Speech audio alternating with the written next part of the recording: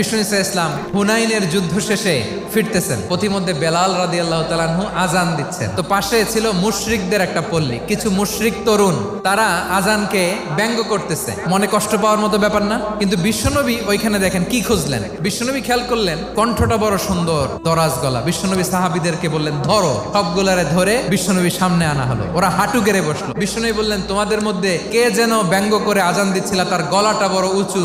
আবু মাহজুরা বলে আমার বন্ধুরা সবাই আমার দিকে আঙ্গুল দেখায়। আবু মাহজুরার মাথায় হাত দিয়ে বললেন এবার আজান দাও দেখি। আবু মাহজুরা বলে আমি তো আজান দিতে জানি না। বিশ্বনবী বললেন তাহলে আসো আমি তোমারে শিখাই দেই। বিশ্বনবী একটা বাক্য পরে, আবু মাহজুরা পরে, বিশ্বনবী পরে, আবু মাহজুরা পরে। আবু মাহজুরা বলে এক একটা বাক্য পড়ি আমার কলিজাটা গলে ঠান্ডা হয়ে যায়। বিশ্বনবীর সাথে দাঁড়িয়ে উনি শাহাদা পড়ে মুসলমান হয়ে গেলেন। বিষ্ণু ইসলাম বললেন যাও আবু মাহজুরা, আমি তোমাকে পৃথিবীর শ্রেষ্ঠতম মসজিদ মক্কার মসজিদুল হারামের মুয়াজ্জিন হিসেবে অ্যাপয়েন্ট করে দিলাম।